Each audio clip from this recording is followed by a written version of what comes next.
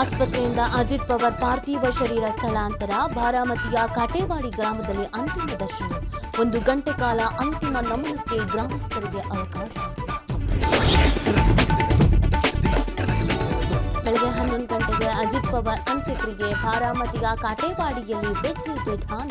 ಪ್ರಧಾನಿ ಮೋದಿ, ಅಮಿತ್ ಶಾ ಭಾಗಿ ಸಾಧ್ಯತೆ. ವಿಮಾನ ಅಪಘಾತದ ಬಗ್ಗೆ ಇಂಡಿಯಾ ಕೂಟ ಅನುಮಾನ. ವಿಮಾನ ದುರಂತ ಸ್ಥಳದಲ್ಲಿ ತನಿಖಾ ತಂಡ ಪರಿಶೀಲನೆ. ವಿಮಾನದ ಬ್ಲಾಕ್ ಬಾಕ್ಸ್ ಪತ್ತೆ ಬಗ್ಗೆ ಮಾಹಿತಿ.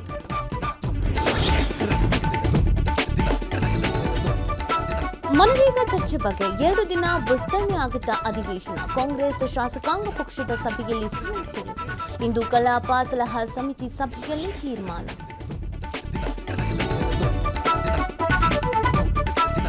ಚೋರ್ಲಾ ಘಾಟ್ನಲ್ಲಿ 400 ಕೋಟಿ ದರೋಡೆ ಪ್ರಕರಣ. ಕರ್ನಾಟಕ ಪೊಲೀಸರು ತನಿಖೆ ಮಾಡಿದರೆ ಪ್ರಕರಣ ಬಯಲಾಗಲಿದೆ. ಕಿಡ್ನಾಪ್ ಆಗಿದ್ದ ಉದ್ಯಮಿ ಸಂದೀಪ್ ಪಾಟೀಲ್ ಸ್ಫೋಟಕ ಹೇಳಿಕೆ.